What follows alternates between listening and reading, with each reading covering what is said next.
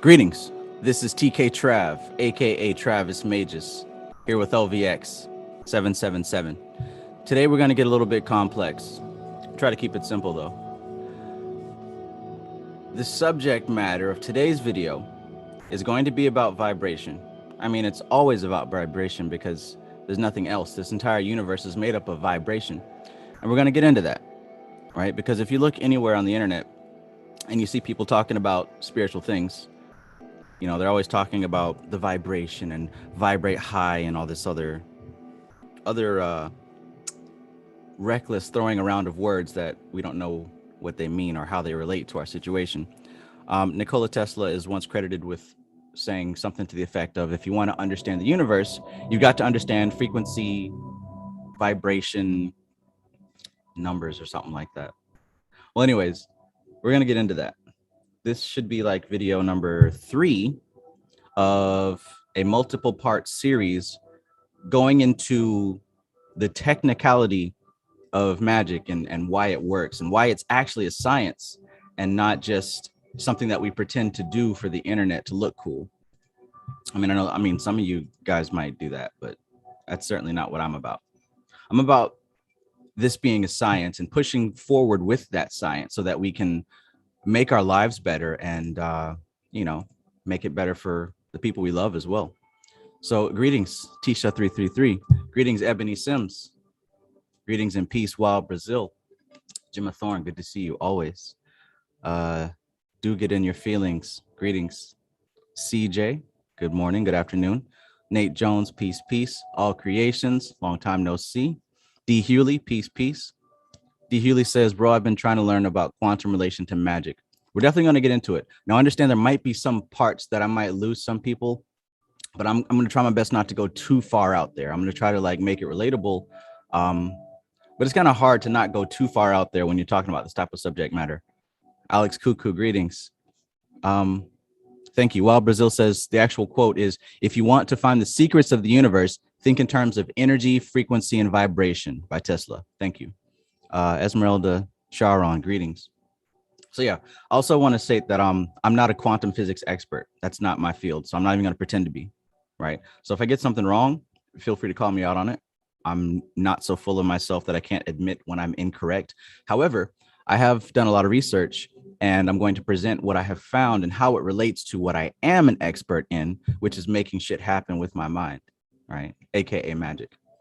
All right. So, yeah, if you guys are excited about this, if you want to learn about it, hit that like button so that the mindless egregore of the YouTube algorithm can be tricked into thinking that this is the most important thing on the internet. You guys like my background? I like it. It's pretty cool. Yeah. Anyways, let's get into this thing. So if you do recall from our last conversation about 2 weeks ago, because I didn't go on last week, Terrio Cool Whip, peace. We were talking a lot about, just how vibration works, like actually how it works, the up and the down rhythm. And a few of the key points to remember is how physical reality is actually empty space. If you zoom into an atom, you're going to see like this cloud of molecules surrounding the nucleus. But if you keep zooming in, you're going to see that cloud is actually a bunch of empty space. We're looking at potential position. All right, we're going to get into the Heisenberg principle here. But basically, you can only keep track of either an object's momentum, like how fast it's going. You can either track that or you can track its position. You can't have accurate details on both. You can't accurately know where a thing is and how fast it's moving. I mean, if you can calculate where it is, it's not moving. So you don't know the speed. But if you calculate how fast it's moving, it's not in a place because it's moving. So the Heisenberg principle basically states that the more you know about one, the less you know about the other, right? I know the position of this thing and I'm studying it, but I don't know how fast it's going. I know how fast it's going, but I don't know where it is because it's already moved from where I measured it. It makes sense, right? But that's going to be the linchpin of what this whole vibration thing is about and why stillness is equivalent to infinity, right? This is why meditation is so important, because through meditation, we reach 0 point. Through proper meditation, not just sitting still thinking about your daily problems, but actual meditation is a training and a practice to get you into 0 point, which is infinity, which is the center of everything. All right, we're going to get into it. See Osiris, greetings, greetings. Demoni, greetings, greetings. Aldiki, peace. Dami, peace. All right. So like I said, if this is something you're interested in, go ahead and smash that like button. If you happen to have somebody that you know would enjoy this content, by all means, please share it. So yeah, what else we were getting into is about the different molecules, right? And say, for example, for something to vibrate on the first dimension, it would be like a string. And if you were to agitate it or throw an impulse at it, by the way, if the music is too loud, let me know, because I'll be happy to turn it down. If it's perfectly fine, let me know. But when you throw an impulse at that string, it's going to have an up and a down motion. Now, the up motion at the apex, that is the full capacity of energy. When it reaches the 0 point, which is where the line is, that's rest. And then when it goes down, it's motion again. So we got motion, rest, motion, rest. And there's actually a name for this. Depending on how far up it's going to go, that's to the equal degree it's going to go back down. Cause and effect. We're still dealing with the 7 hermetic principles, even in quantum physics. Greetings, Sunshine Chick. Again, let me know if the music is too loud. But that's on the first dimension. On the second dimension, we've got this, like, say, a plate or a tray, right? And you might have sand on that tray. And if you throw an impulse, if you throw vibration at it, like say you connect it to a speaker or a sound system, specific sounds are going to go at specific frequencies, meaning that it's going to throw those vibrations through that flat plane, and the sand is going to be moved. If we have sand on it, right, it's going to be moved. So the area of high energy, the sand is going to move away from that. But when it reaches the 0 point of the plane, that's where the sand's going to collect. So all the sand's going to be moved to the areas of low energy. The thing about the physical plane and the very, very dense plane of reality is that it's all about restricted, confined movement. We're going to talk about in this video also how the highest unrestricted energy of spirit becomes contained and encapsulated into matter, right? This is all scientific. It's not just hocus pocus. If somebody can't explain this stuff, then that means they don't understand it enough, right? Cymatics. Thank you, KREC0022. That's the technical term for this thing. So let's take that same cymatics principle and apply it to a cube for the third dimension, right? Because we talked about first dimension, which is a string. Second dimension would be the cymatics on a flat plane. The third dimension would be taking, let's say we take a cube, right? Which is 6 flat planes, right? So a cube, you're going to take 6 of these flat planes and stack them together to make a cube. You know how that looks. It's easy to visualize. And let's imagine that there's sand on all of those flat planes, and we throw an equal vibration through all those flat planes. So the pattern of where the sand is going to move, it's all going to move within a 3D space. So that's actually going to form a crystal object, right? And I gave the definition of a crystal before. Let me pull it up here.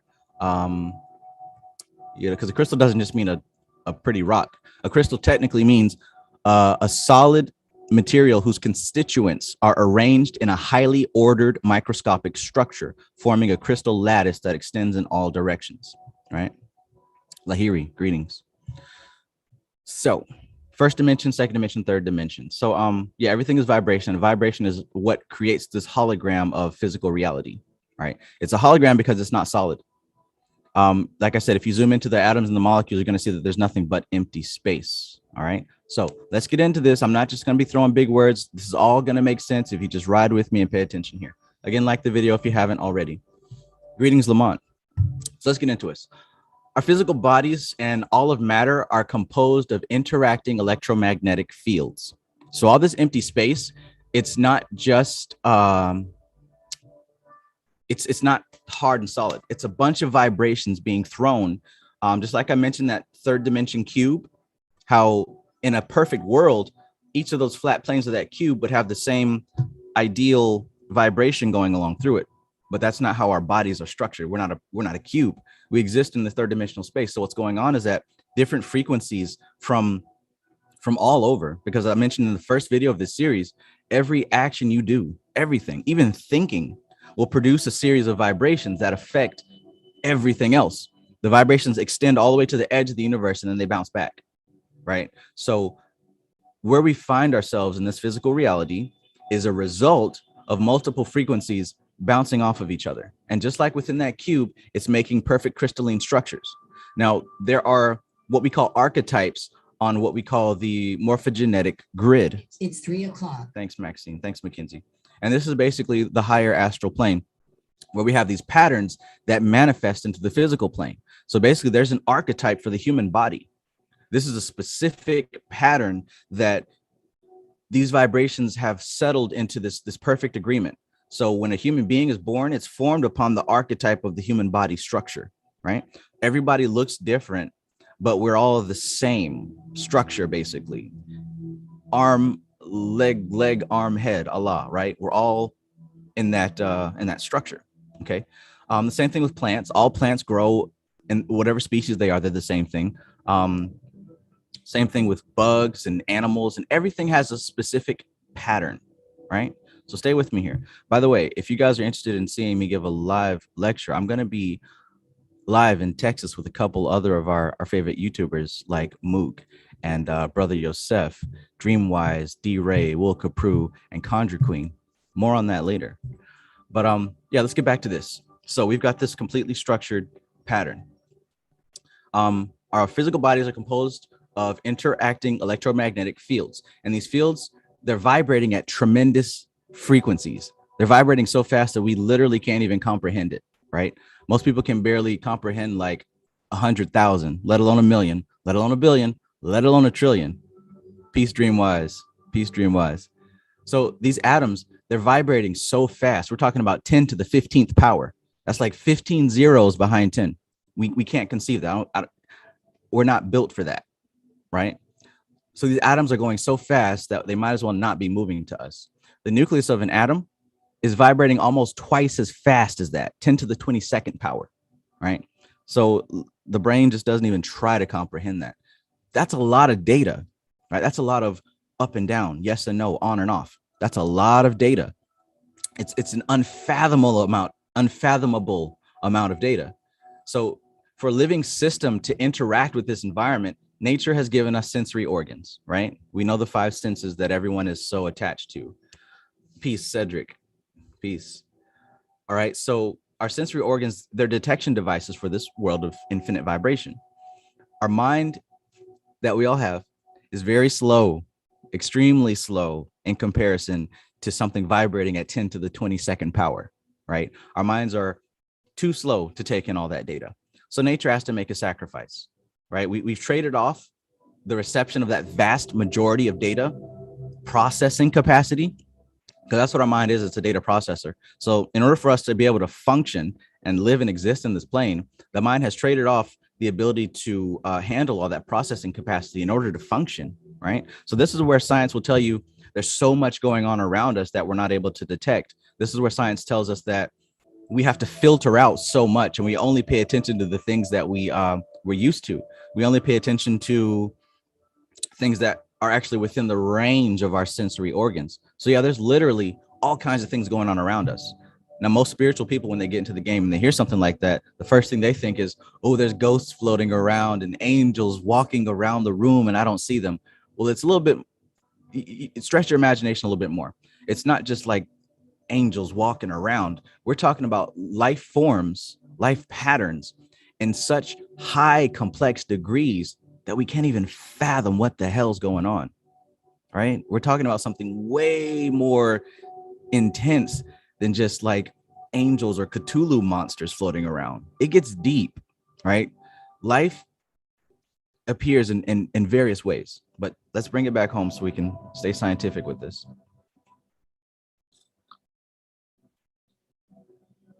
Okay, so the atoms, they're vibrating at billions of times per second.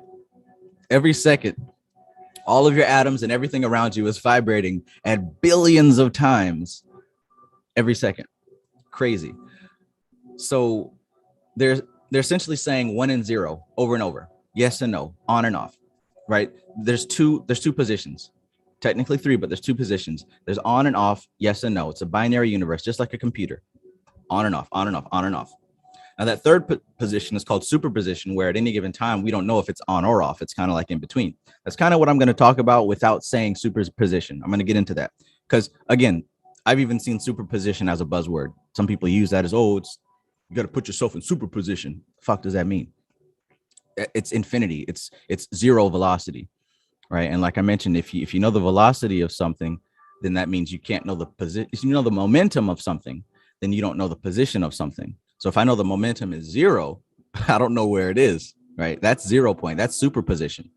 Heisenberg principle states you can either know the position or the momentum, not both. So if I know that the momentum is zero, I don't know where the hell it is. This is why when you meditate deeply enough, you are at one with infinity. But I'm getting ahead of myself. So atoms are vibrating over and over at 1 and 0. Our sense organs are hopelessly slow in handling this onslaught of information. I need y'all to understand this is billions of information, billions of bits of information every single second. Every cell that is conceivable is moving so fast that this poor mind can't even keep up with it.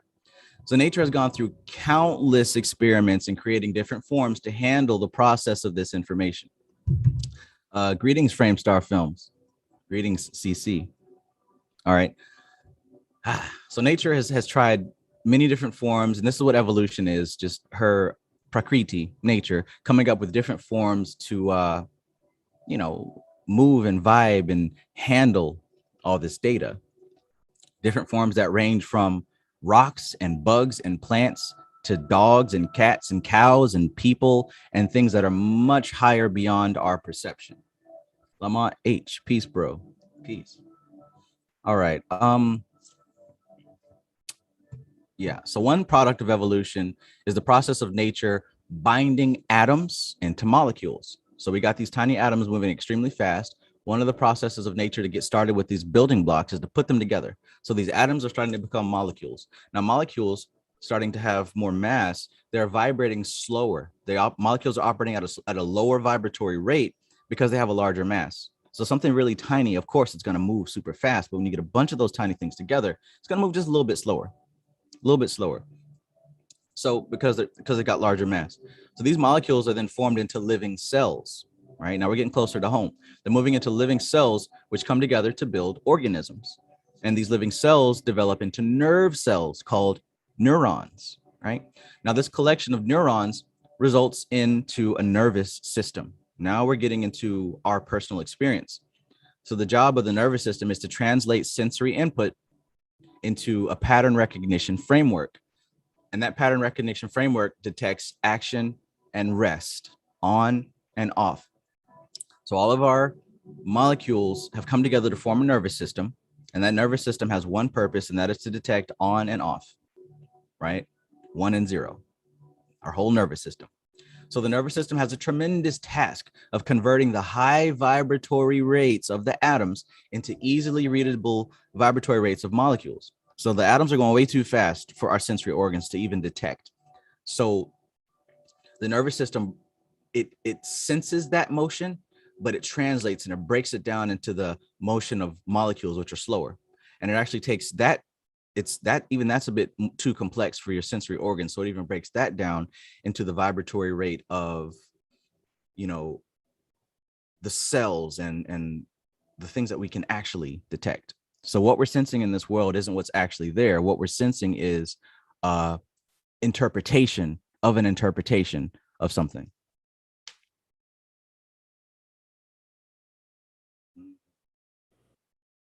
All right. So since we're able to break it down that low, our cells are finally able to respond to stimulus at that lower rate.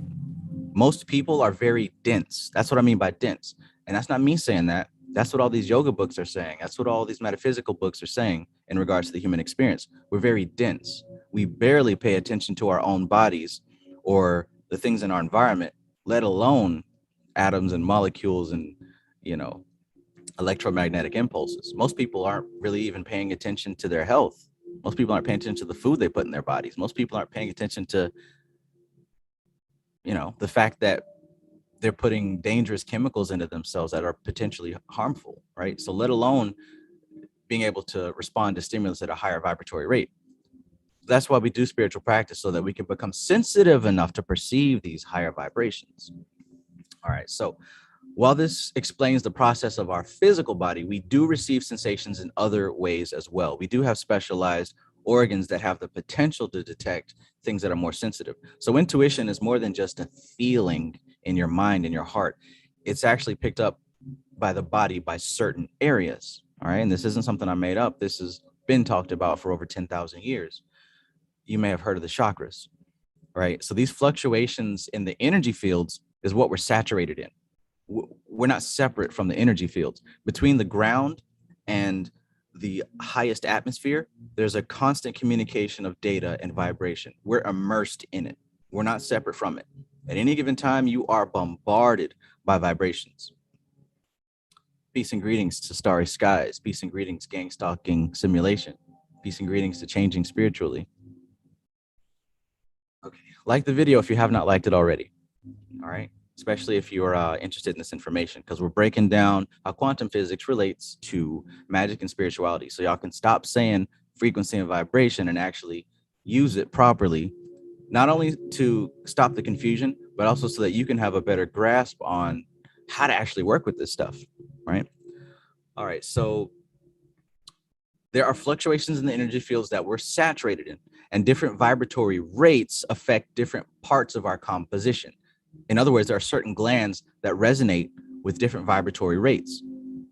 Okay, there's certain glands that are in your body that resonate with certain vibratory rates. Now, remember what I said about resonance. Resonance means that a certain object is composed in such a way that it can contain the vibration that it receives.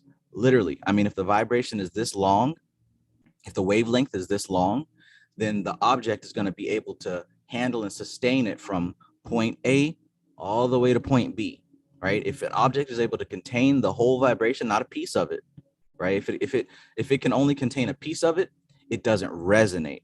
But if it can actually contain the vibration of up and down, a complete cycle, then that means that this object can resonate with that frequency, with that vibration. So we've got certain organs or glands in our body that is able to resonate with certain high frequencies.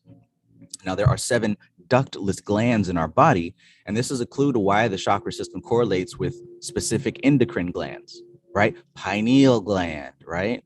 Your hypothalamus and all this other stuff. These different glands are able to resonate with specific higher frequencies that the rest of the body doesn't. So that's why the pineal gland is so important, not because, nobody can explain this. Everyone's like, oh, pineal gland, but ask them why, and they'll say because Bobby Hemmett said it. But I'm telling you why now, because the pineal gland is composed of certain tissues that literally can resonate with certain vibrations.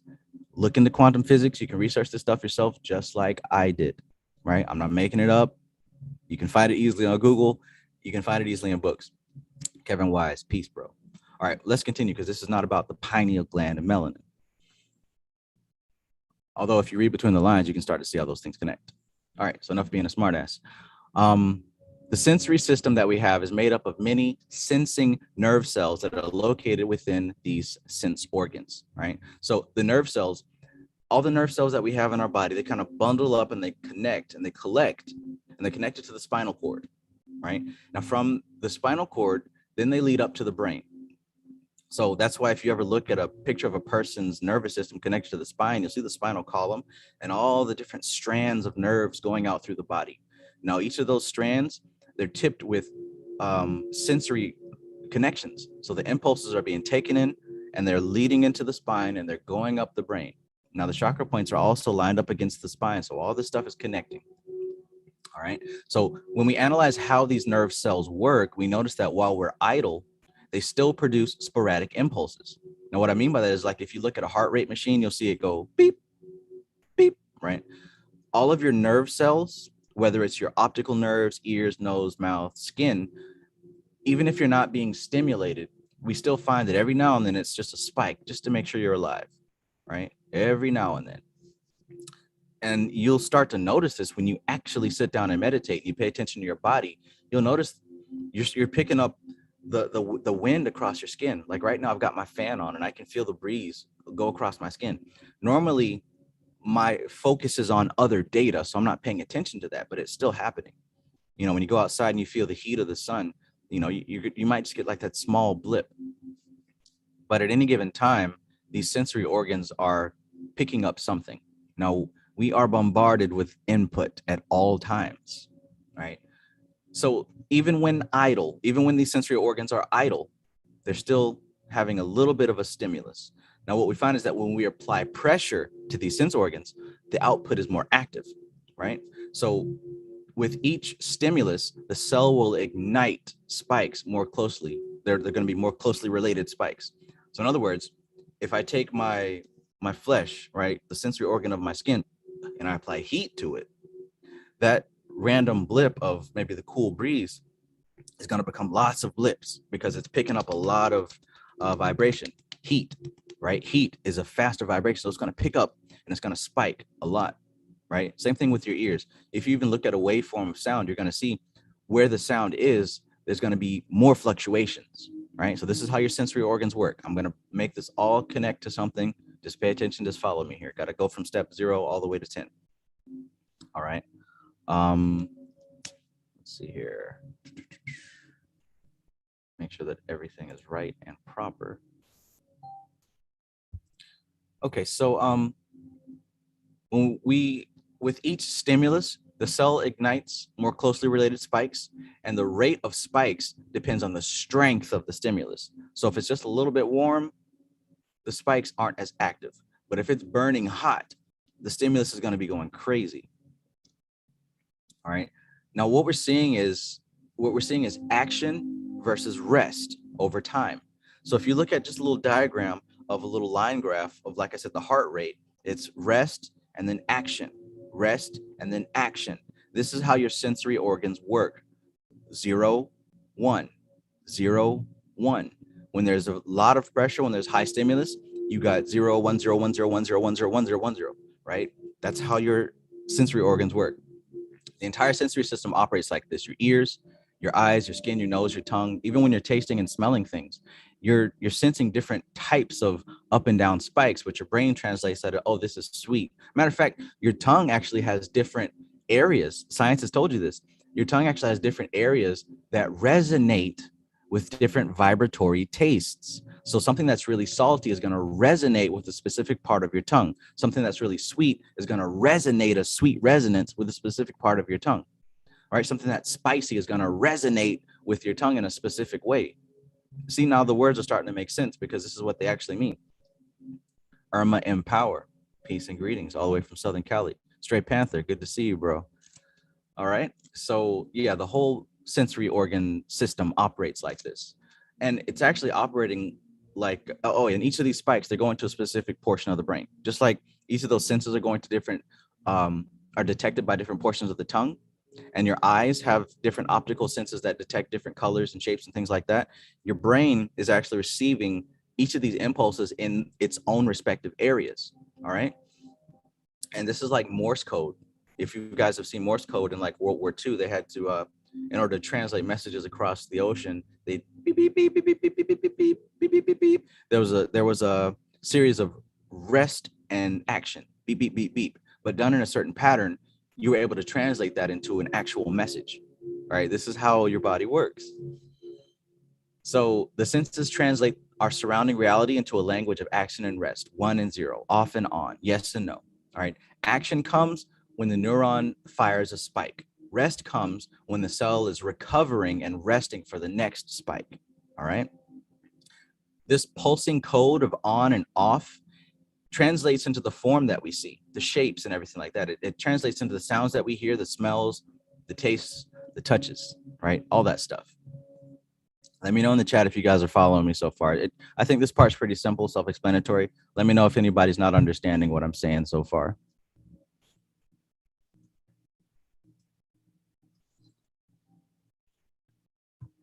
If you're just tuning in, make sure to like the video so that we can let the YouTube egregore know that this content is awesome. Back in the 90s, my parents used to always tell us every day, I think their favorite phrase was, go outside, y'all go outside, right? Back in my day, we didn't have Fortnite and multiplayer. I had a Super Nintendo. At very best, my next door neighbor, he was like the cool kid on the block. He had a Sega Genesis, and he had Mortal Kombat when it just came out. So like we go over there and play. But while we were at home, my greetings, Ward 3. Greetings, Jim Thorne again. Thank you. All good. So yeah, I used to play Super Nintendo a lot. Me and my brother used to play like Mega Man and Star Fox and Donkey Kong. Those will always be my favorite games. So you'll probably hear me talk about them for the rest of my existence on the internet. But anyways, every now and then, here comes my dad. Y'all go outside all the time. So outside just wasn't as fun as video games. Apparently that hasn't changed because my son doesn't know what to do without a tablet. I'm sure a lot of you guys know what I mean. Hell, some of us adults don't know what to do without the cell phone, right? Anyways, Nuru, peace. Anyways, we go outside, and there wasn't too much to do. I mean, when we had no choice but to be outside, we made something to do. But I lived on a military base for most of my childhood. And what was common amongst all these military bases was on every block so every block had like the houses on the outside with the streets and the road. But with this being a block, in the middle, in the backyards, there was like a collective park. It had like little merry-go-rounds, little bullshit ass slide, those weird little plastic animal things that you can rock on back and forth on the string. Those toys weren't very fun, man, but we made them work, right? Now, every park, some might be missing one thing or another, but every park had a swing set, right? You know what I mean? If you were a kid that grew up in the 90s, I'm sure there's still a lot of them still around here. Cosmic Ma, peace. So yeah, we had this place that we called Fun Park because it wasn't fun at all. It was probably the lamest one, but it was the closest in walking distance. I think it had a slide and a merry-go-round. Like that's it. And it was in like this big sand pit.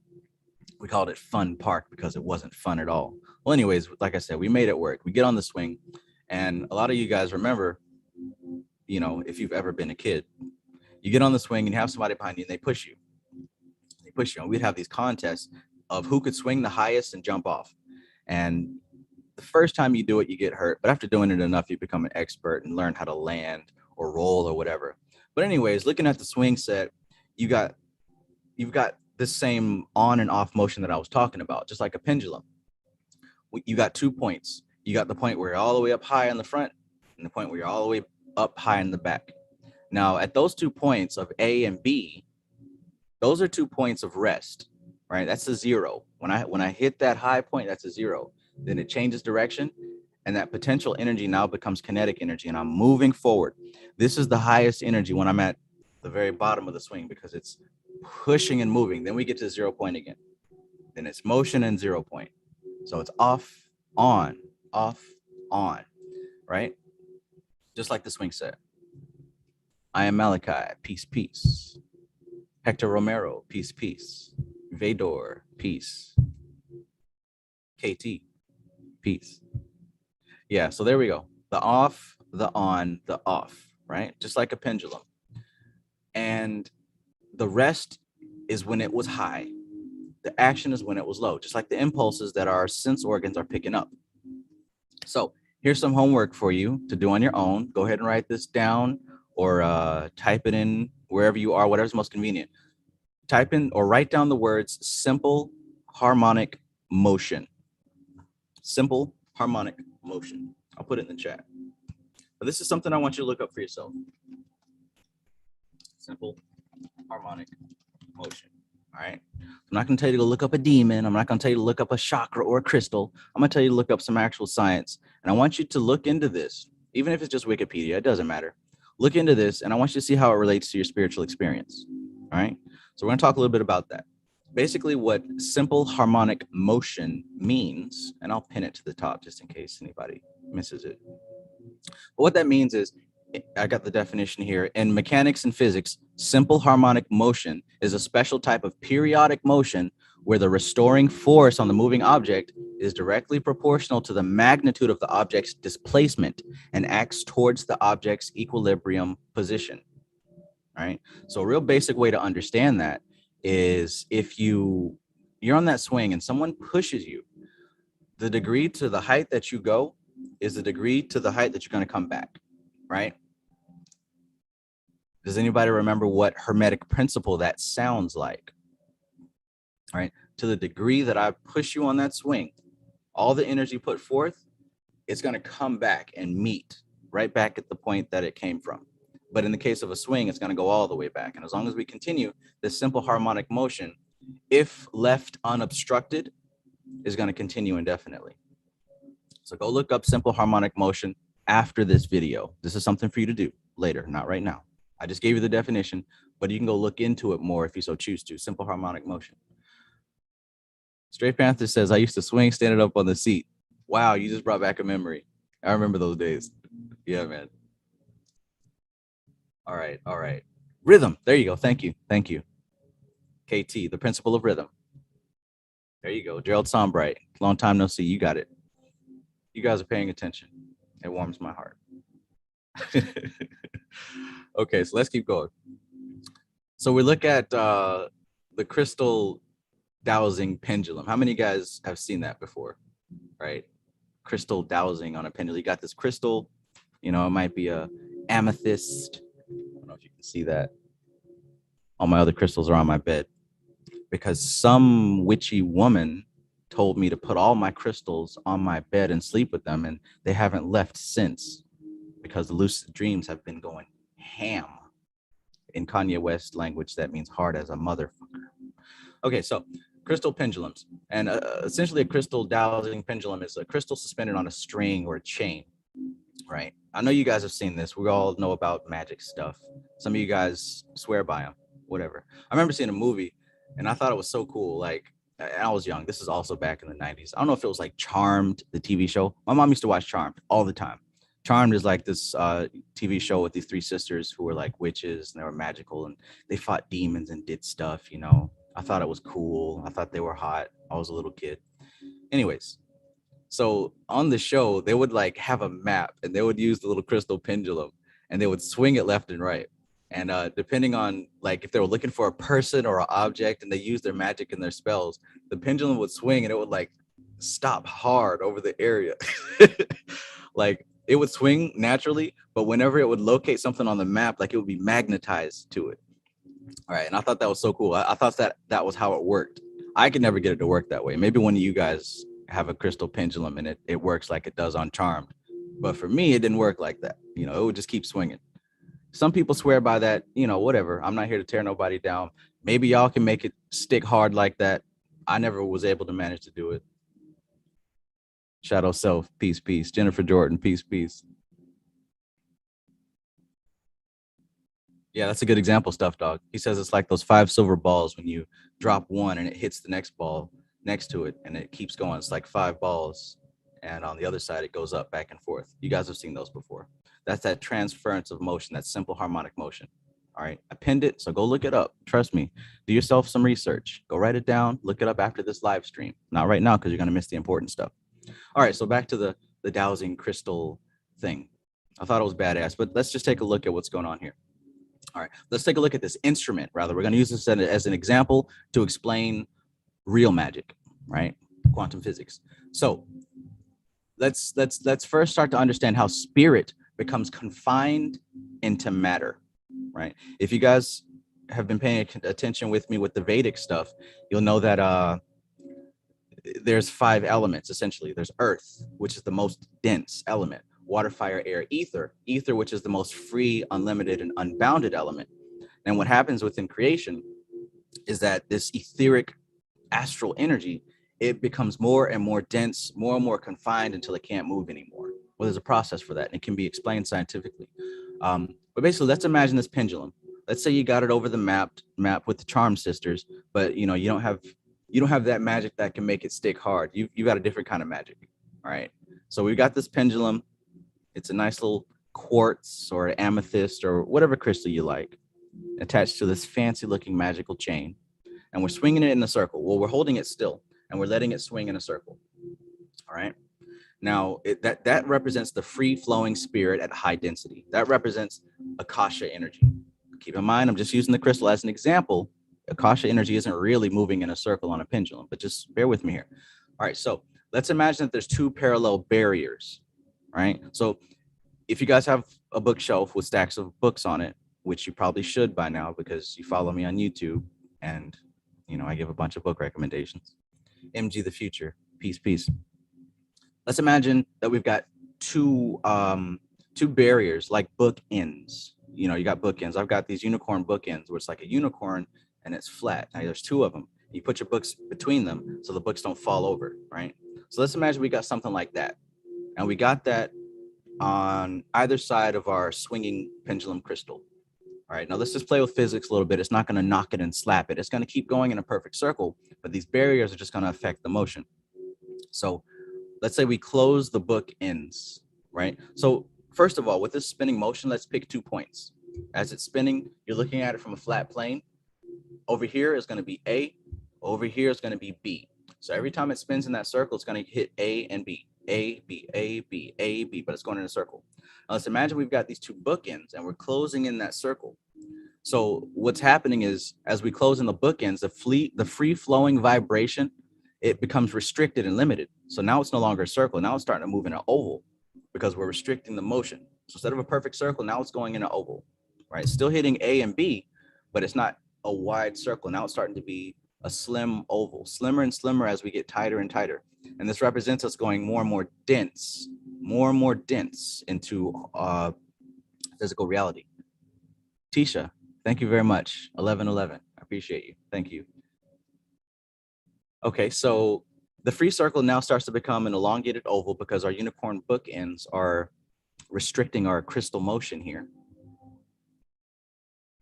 And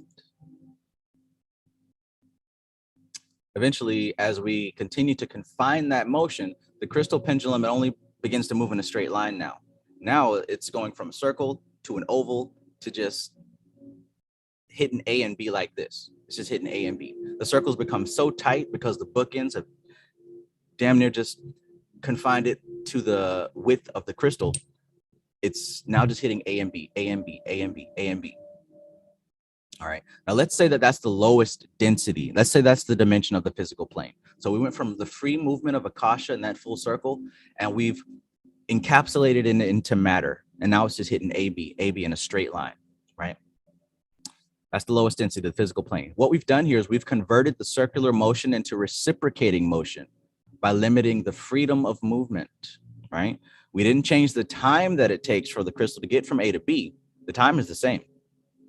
All that we did is we changed the freedom of movement. And that's another example of simple harmonic motion, right? So it's still going, it's just been restricted, right? So in the same way that we just did that is how we convert the perception of higher energy into lower energy. That's how we convert the perception of higher vibration into lower vibration with our senses, right? Because notice, on a different circumstance, that circle is still happening, but we've only got the senses to detect that left and right motion, right? Okay, so this is how we convert higher energy into lower energy through simple harmonic motion.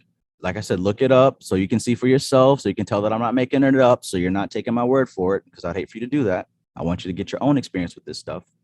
I'm just introducing the topics to you. But this is what happens from down to electrons all the way up to planetary orbits, right? When we look into the sky, we don't see all this. Right now, Mercury's in retrograde. Why is that? Because we don't see the fact that it's actually going in a circle and it's coming back around. We just see this linear movement. It looks so weird from our perspective. But if we were to zoom out with a higher perspective, we would see that it's moving in a circle. All right. So, greetings, hero and father. Let's keep going.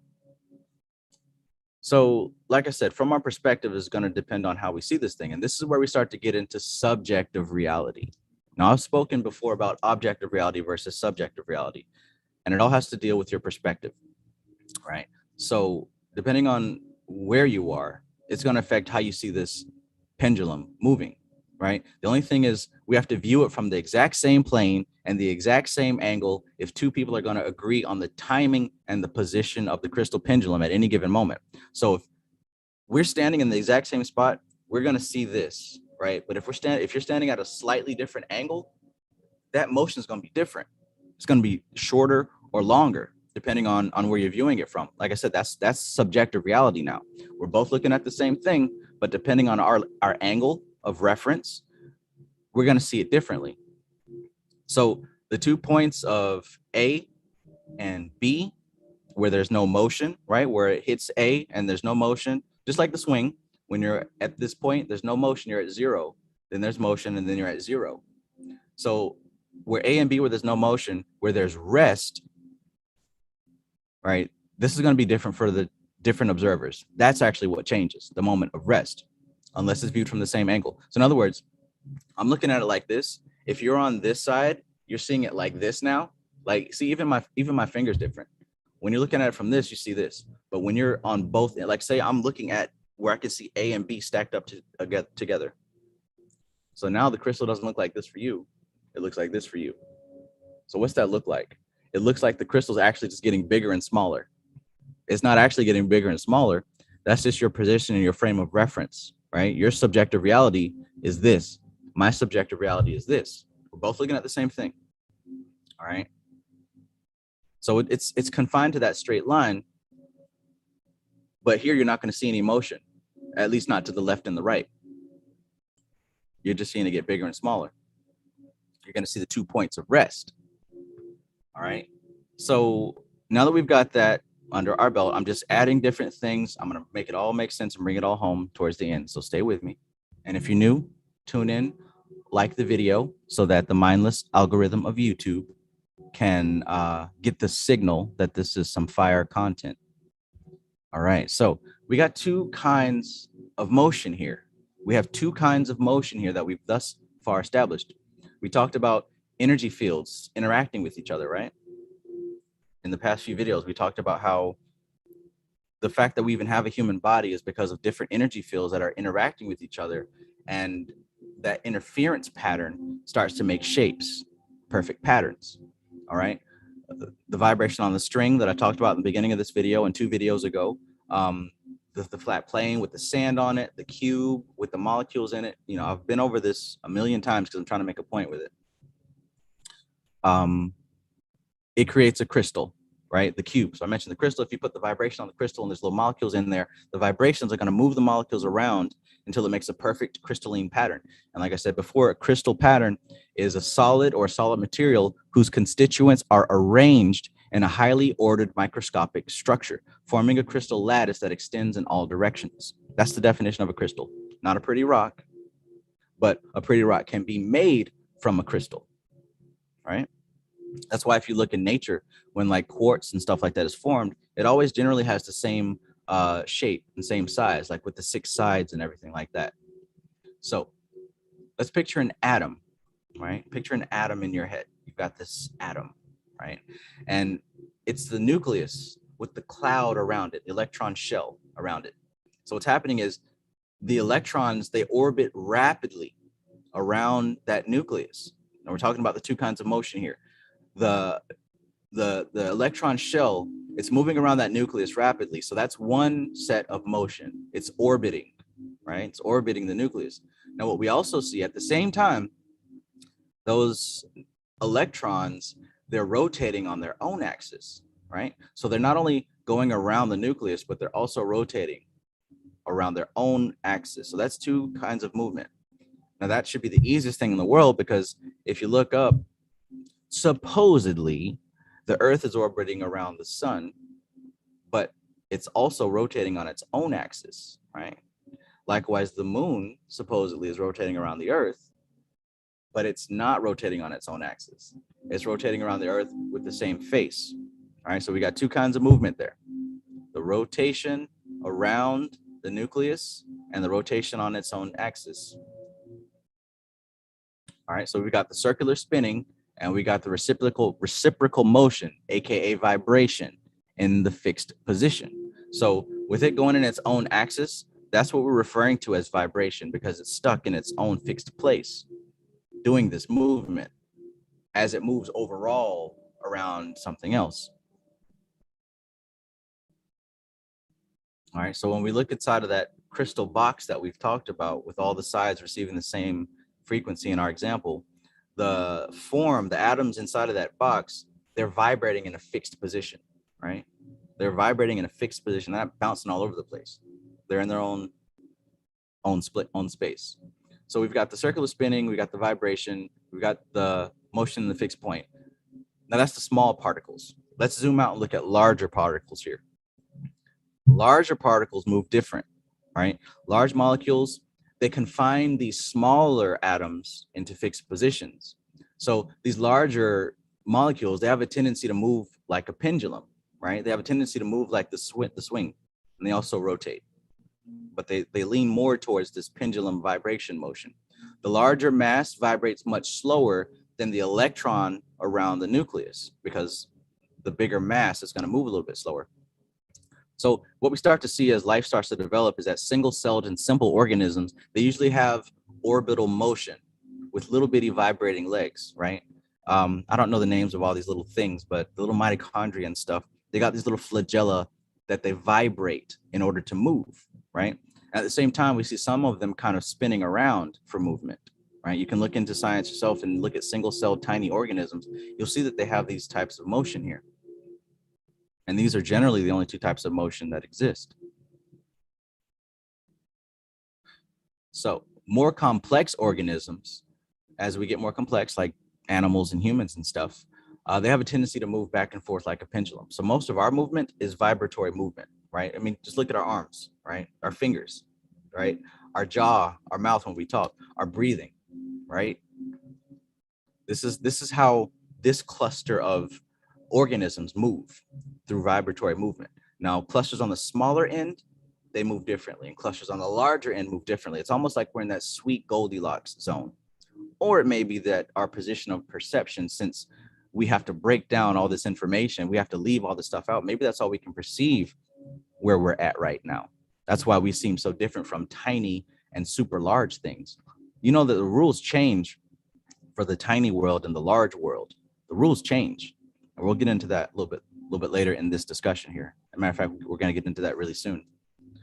So when we zoom out to massively larger heavenly bodies, the orbiting spin motion, it reappears, right? So the orbiting spin motion was happening with the little bitty things. It damn near disappeared for animals and people and stuff like that. But we see it happening again with planetary bodies. We even see it up to galaxies. Galaxies rotate, right? Galactic clusters even rotate. So we've got a curious thing that happens when we deal with motion and mass. All right, now we're going to get to the juicy stuff, motion and mass. Looking at the pendulum going from A to B, looking at the swing, looking at the crystal pendulum going from A to B, because remember, it's trapped in a straight line now, not going in a circle, or at least we're not perceiving it in a circle. We see it going in the straight line. We have action during the swing and rest during A and B. So as the pendulum approaches rest, as it approaches the A point or a B point, it slows down more and more, right? So it speeds up as it hits the action, but as it's reaching rest, it begins to slow down more and more and more, infinitely slower. And it eventually reaches zero velocity. And then it goes into the opposite direction. It slows down, reaches zero, and goes back the other direction, right? I remember going to the fair, and like my favorite ride was like this gigantic ass boat with like these pharaoh faces on either side. I don't remember what this thing was called, but you sit in it. I know you guys remember this ride, which it's a giant boat, and it swings you all the way up, and it kind of rests there, and it swings you all the way back down. You go back up, and it kind of rests there. I used to love that ride. It was like really scary because, you know, I used to be afraid of heights, but I don't know. It was a lot of fun. I enjoyed that ride. But yeah, that's essentially what's going on. When it's reaching that 0 point, it starts to slow down. So I said that example because you know how it feels in your body when you start to reach that high point and it starts to slow down. You kind of feel it in your gut, and then you feel it swing back forward, right? That pirate ship. Yeah. So the laws of physics tells us that at the point of rest, the potential energy is at maximum, but the velocity is at zero. Happy Sunday, Alchemy Gold. Peace, peace. So the potential energy at that 0 point is at maximum. The potential energy is at maximum, but the velocity is at zero. So it's got a lot of energy it's got a lot of energy that I could be expressing, but it's actually not moving. The velocity is zero. So as it reaches 0 point, we notice that time starts to behave differently. This is where it gets a little bit weird.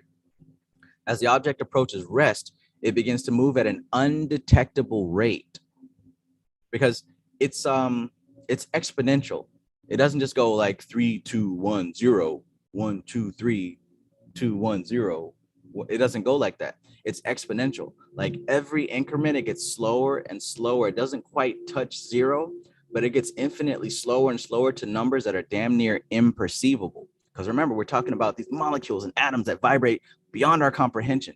So when we got this object starting to move slower and slower, it's starting to reach rates that our senses cannot detect. That's why time and space operate differently on the miniature level and on the massive level.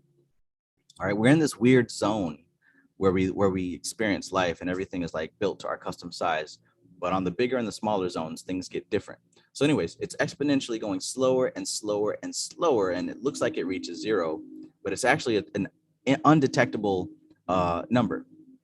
So as it approaches rest, it behaves differently, and it's moving at an undetectable rate called Planck's distance, Plancks. Maybe you guys have heard of this. I'll put it in the chat. Planck's distance. That's another one to go ahead and look up. So write that down. Write down simple harmonic motion, write down Planck's distance, and go look the stuff up, right? You'll be able to better explain your magic with these terms instead of just saying frequency, vibration. I resonate with that. Unless you just want to say that to communicate with the locals, that's fine. Marwa Fakir, peace. Okay, so Planck's distance, I wrote that there in the chat. I recommend go researching that if you got nothing to do, or if you just want to get smarter. So this realm of motion of Planck's distance, this realm of motion is considered to operate under different laws, right? The relationship between events begins to break down. So from our perspective, time and space are intricately linked. If my hand is here and I want it to be here, in order for my hand to move through that space, it's attached to time. It's going to take me about half a second for me to move from here to there. No matter what, time and space are intricately linked at this current level that we find ourselves. At Planck's distance, however, that relationship starts to break down. The distance, the relationship between time and space begins to break down. Matter of fact, if you go deep enough, it begins to invert, right? And this is what we're dealing with some of these higher planes that are discussed in Kabbalah. So that relationship between time and space begins to invert and turn into space-time, which is where we're dealing with the astral plane and the etheric plane and stuff like that. But that's not what this video is about. If you want to learn about that stuff, you might want to join my course, which is going pretty well so far. I appreciate all the students that we have. I've been doing interviews all week with you guys. I got a lovely bunch that I'm working with here. But yeah, let's talk about this some more. Planck's distance and space-time, time-space. So the relationship begins to break down. The relationship between events and time begins to break down, and the movement is no longer smooth. It's no longer smooth. Time and space get out of sync. It gets disjointed. The motion looks like it's skipping all of a sudden. It's not actually skipping, but we don't have the tools to properly perceive it. We don't register it right. So it looks like it's jumping from one place to another. If you really zoom in on a lot of these atoms, they are literally blinking in and out of existence because we're not capable of perceiving the motion at that level of reality. Okay, this is a real thing. This is a real level of reality where things are happening all the time. You're composed of little bitty objects that are operating in that level of reality. So it's not some faraway thing. Like, this is what you're made of, blinking in and out of existence, right? Not related to time and space. Our perception is bringing all this stuff together so it makes sense, but this isn't reality that we're looking at here. Okay, so events seem to be occurring in either time or space, but not synchronized at that level, right? So again, we're talking about the level of motion where the pendulum thing, where it reaches point A and goes to point B, when it's slowing down to reach that point of rest, that tiny fractional infinitesimal moment when it's slowing down and reaching zero, that in that small area is where time and space start to break down. Right now, you don't notice it because it happens so fast and it's so small, but this is happening every time in between the impulses of rest and action, rest and action. Every time it's at rest, you're in that zone. All right. So this is why your five senses are lying to you, because when you're not being stimulated, you're in that zone. So that kind of leads you to wonder, why is it that you live in a world that is so hell bent on keeping you stimulated, whether it's through drugs and chemicals or food or media, television, porn, social media, all these things are keeping you stimulated, smoking and drinking and all this stuff. You're always hungry and eating. You're keeping yourself stimulated, keeping yourself away from infinity. Literally. Let's continue. So we've got our crystal on this pendulum swing. We're hanging out with the charmed sisters. We're about to do some magic after this experiment's over. So this is where the concept of warp speed starts to come into play, right? I know you guys have seen Star Wars and Star Trek and how they've got these spaceships where they turn on their warp drive and the ship starts to like bend and stretch and like blink out of existence and suddenly bend and stretch and appear in a different part of the universe, because what's happening is they're going down into this Planck's distance and they're bypassing the relationship of time and space, right? This is where that concept comes from. Somebody wasn't just sitting down like, oh, let's make spaceships blink in and out of existence, right? So yeah, warp speed. At zero velocity, at the point of rest, the potential energy is at maximum. Remember I said that the potential energy is at maximum when it hits that 0 point. And the time required for it to change the velocity from 0 to something else is also 0. I said the time required for the velocity to change from 0 to something else is 0. So when it reaches that 0 point, the maximum potential is infinite, and the time required to change is 0. A Wrinkle in Time. Thank you, Timon. Excellent example. All right, so that means that at this level of reality, scientists have observed that space can be moved through regardless of time. Space can be moved through regardless of time. Now we're reaching levels of the astral plane. All right. So events occur here at infinite velocity. At infinite velocity, meaning that it can get from here to here in literally no time at all. Or hell, it can get from here to Africa. It can get from here to Saturn and Jupiter. It can get from here to the other side of the universe in no time at all. So that's why these things are blinking in and out of existence. We don't know where the hell they're going. And I believe that there are some experiments where they've detected that these things are blinking so far away that they can't even detect it. And I'm pretty sure publicly that's what they're saying. The whole Large Hadron Collider, they're doing experiments with detecting this whole thing here. But yeah, this is where we get the concept of a physical object moving faster than light. So essentially, when I'm swinging this pendulum, as it's reaching 0 point, it begins to get so slow that it's actually moving faster than the speed of light. It's these little tiny distances that it's going to 0. It's actually traversing. So it's almost like it's breaking down into like different parts of the universe until it reaches 0 point. And as it gets more motion, it comes back into this reality. So here's where we get into Heisenberg's principle of uncertainty. I meant to bring that book down here. I've got this book where they explain the Heisenberg's principle of uncertainty in terms of like heavy metal and rock and roll. If you guys remind me, I might go upstairs and grab that book. Yeah, so Heisenberg's principle of uncertainty. If you try measuring two parameters of a particle, its momentum or its position, we can know more about one accurately, but not the other. In other words, we can know a lot. We can get very specific about one, but the more specific we get about one of these principles, the less specific we get about the other. So you can know its momentum or you can know its position. But if you know its position, you don't know its momentum. If you know its momentum, you don't know its position. Are we clear on that? I'll put that in the chat for those of you who want to go all in and do the research on your own. Heisenberg's principle of uncertainty. Go look that up. Go write that down. So you should have a few things written down by now, right? To do your own research and come to your own conclusions. That way you can say whether or not I was making this up or not. Because I mean, you don't know. I could be making this up. I could be pulling this out of my ass. The only way for you to know is if you do the research.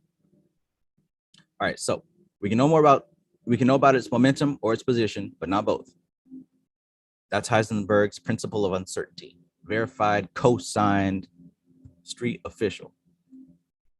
All right, so we can know about the momentum, less about its position, more about its position, less about its momentum. Momentum actually is mass times velocity. So if I throw this rock, the momentum is the mass of this rock times the velocity of this rock. That's what momentum is, mass times velocity. So the mass times velocity, we can only be precise about one of the parameters. This is why the behavior seems so strange at the atomic size or smaller, right? Because hell, it's reaching zero, which means we're getting very certain of its velocity, which means we're getting very certain about its momentum because it's zero. So that means by default, we are very uncertain about its position, hence the name uncertainty principle.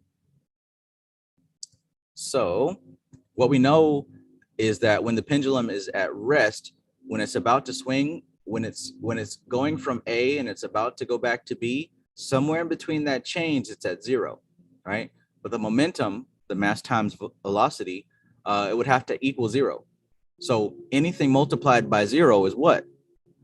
I'll give you a second in the chat to put that math equation. Anything multiplied by zero is what? What's 5 times zero? What's 10 times zero? What's 1,000,000 times zero? What's 45 times zero? What's 33 times zero? All right. If momentum is mass times velocity, and at that 0 point, if the velocity is zero, that means that it's going to equal zero, because anything times zero is zero. So when it's at the 0 point, mass times velocity will also be zero, which means we know exactly where it is. Excuse me, we know exactly how fast it's going, which means we do not know where it is at all. So that's really one of the only times we can be certain is when something is at zero, because it's 1.5 million, 2 point, you know what I'm saying? Every other number we kind of guess on, but zero is zero, right? So this uncertainty principle is the only thing we can really be certain about, because zero is always going to be zero. All right, so let's check this thing out. We know exactly its momentum. According to Heisenberg's principle of uncertainty, that means we know absolutely nothing about its position. So technically, at the point of rest, the pendulum can be anywhere in the universe, anywhere. The position becomes indefinite, all right? But this is occurring in zero time, right? That's what makes it even weirder. So it wouldn't take long for it to get from wherever it is to wherever it will be, because it's happening in zero time. So it could literally be at your grandma's house, but by the time it goes from A to moving back to B, it's going to shoot right back over here, right? I love it. I love it, because it's moving at infinite velocity. So according to this principle, for it to be anywhere moving at zero velocity, it would have to be able to expand and contract at an incomprehensible speed. But it doesn't look like that. It just looks like this A to B, A to B, A. That's what it looks like. But looks can be deceiving. Looks can be deceiving. Doesn't make it make sense. How many of you guys are photographers? How many of you guys have like a DSLR, like a nice camera, not just a little flat rinky dink, but like the big bulky ones, you know, the ones that you put the lens on and you got all the manual controls that none of us really understand, but we talk about it online so people will think that we're smarter than we are. I'm guilty of that. So yeah, looking at an SLR camera, you know, it's super fancy. If you have one of those cameras, you know that they can get really accurate and really crystal clear and precise. But what happens when you try to take a picture of something that's moving really fast? Anybody let me know, feel free. So say, for example, you got a wild 5-year-old running around, but you got this really nice camera and you want to take a picture of your child who's running around acting like a child, right? Because my son was, actually, I think he was about 3 when we first got that first nice camera. But anyways, trying to take a picture of something that's moving really fast, it's going to end up very blurry, right? It's going to end up blurry. So if you have one of these professional cameras, then you know you have to change the exposure, right? You know, you've got these controls and you can manipulate how fast it's taken in light and whatnot. So if you manipulate the exposure, it's going to take the picture a lot faster, which means you can capture it, right? Problem is, what I found, right, and what's also true for anyone else across the board, yeah, Micah says a streak. You know, your stuffed dog, Gerald Sunbright, that says blurry, right? Blurry unless you increase the shutter speed. Thank you, MC Maestro. That's what I'm getting to. So when you increase the shutter speed, you increase the exposure to a short time, it snaps. It takes the picture really fast. But there's a trade-off that happens. What's the trade-off?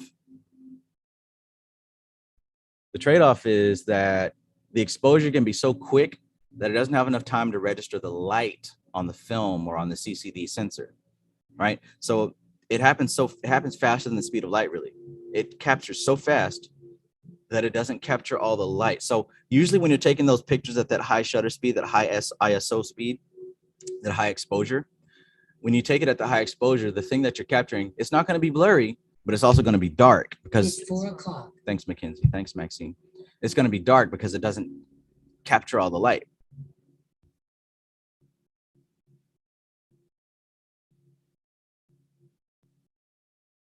Yeah.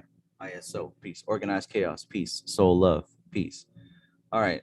So we'd have to have sufficient lighting, like a lot of light, in order to catch the motion, or else we'll get a blurry image because the exposure is too slow, or we'll get a dark image because the capture was too fast and it didn't capture all the light. So, oh my goodness. Hubba Bubba, peace. Ogun Taiwan, peace. Roderick Clayton, peace. So yeah, cool stuff. So from the position of the observer, there are always 2 points at which the oscillations are at rest. There's always going to be an A and a B dealing with these oscillations. All right. So in order to completely be at rest, meaning the point where the movement is in one direction and it's changing to the other, in order for it to be completely at rest, the point of rest implies that matter somehow disappears and moves at infinite velocity. Of course, we don't see it, right? Because we don't have the shutter speed for it, right? We don't have the exposure speed for it, but it's happening, you know, according to the mathematics of science and quantum physics and whatnot.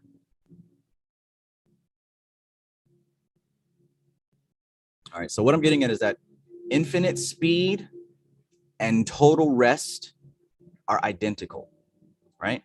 So infinite speed and total rest are identical. When this is coming to point A or point B and it's at total rest, or what we think is total rest, it's actually moving at infinite velocity. It's everywhere right now. Then when it starts to move, it's locked into place, just like the same way we took that circle swinging motion of the pendulum and limited it, right? Hanging out with the Charm Sisters, doing some magic. So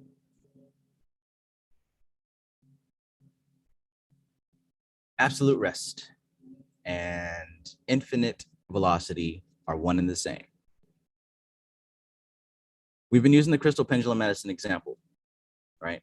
But what I'm really talking about is the atoms that I mentioned in the beginning, right? Those same atoms from the beginning that are vibrating so fast that we literally don't have the instruments to detect the motion of these freaking atoms that are moving billions of times every second, right? So they're going from motion to rest, from motion to rest, and they're blinking in and out of existence. They're moving so fast that they're literally zooming, zipping, and zapping into directions that we can't even freaking track. All right. So objective and subjective reality. That's what this is all boiling down to. Before, I was thinking that it was 2 separate things. Objective reality was simply limited to what you can sense, and subjective was what you thought about the thing. But it's a little bit deeper and more technical than that. Right? We talked about how objective reality is actually an empty void filled with oscillating electromagnetic fields, right? We talked about how when you zoom into the atom, into that atom, you're going to see an electron cloud. But if you really zoom into it, that's just a cloud of potential. There's not actually anything there. It's empty space. Just like when you zoom out, you'll see the sun surrounded by planets, but in between each planet, there's an immense, incomprehensible amount of empty space. No matter if you zoom out or you zoom in, that's what you're going to find. Empty space. This whole universe is filled with empty space. And within this void, there's vibrations that are filling it. Literal vibrations caused by the movement of everything, right? And these vibrations affect everything within us. If we're affecting each other by our thoughts, by our words, by our actions. These impulses are going out to the ends of the universe, touching and affecting everything and everyone, regardless if you know or care. So subjective reality actually consists of impressions that are conveyed to our senses. So I mentioned that we've got these sensory organs on our skin, on our nose, ears, mouth, eyes, etc. And these impulses are touching these sensory nerves, and we're translating that into data. We're translating that into something that the mind can perceive. We're translating it into our experience. So that guacamole doesn't actually taste like guacamole. The crackers don't actually taste salty. These are just impulses and vibrations that we're translating into specific data. My ancestors' wildest dream. Peace, peace.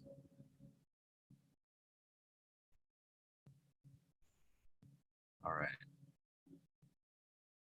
So our nervous system is translating these impressions into like a Morse code beeping action and rest, on and off, 1 and 0, right? So the common denominator of our objective experience and our subjective experience, right? Because remember I talked about the objective experience being a bunch of empty space, and the subjective experience really being the impressions that we're receiving and how we're translating them. The common denominator of our objective and our subjective reality, all right, they're only real to us because of change in motion that occurs between two states of rest. Let me repeat that again, because that's the most important part of all this that I want you to take from here. Both our objective and subjective realities only appear real due to the change in motion that occurs between two states of rest. Objective and subjective reality only appear to be real due to the change in motion that occurs between two states of rest on that swing set. Harmonic motion. The only reason any of this seems real is because the change of motion in between rest. In other words, if there is no change, we have a state of perpetual rest. And perpetual rest means no perceivable activity. How many of you guys remember talking about the Vedic information and pure consciousness, Shiva? All is still and perfect in the universe.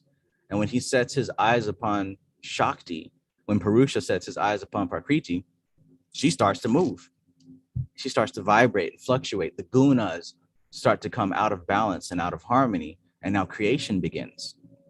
Consciousness focused on matter makes matter move, change, vibrate. Now we have reality that we're engrossed within, forgetting that we're the center of this whole thing, forgetting that we're the cause of all this motion in the first place, forgetting it, ignoring it, because we are so attached to the motion itself.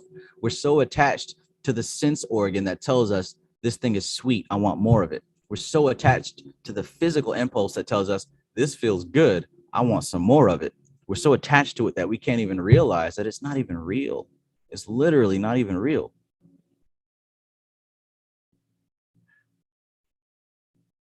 No change means perpetual rest, and perpetual rest means no perceivable reality. Tangible, objective reality only exists for us as long as there's movement, period. When the movement stops, solid reality disappears. Kind of like when you go to sleep every night, or kind of like when you actually go into deep meditation. So here's the secret. Are you ready for it? Are you ready for the secret? Let me check the chat to make sure that you're ready for the secret.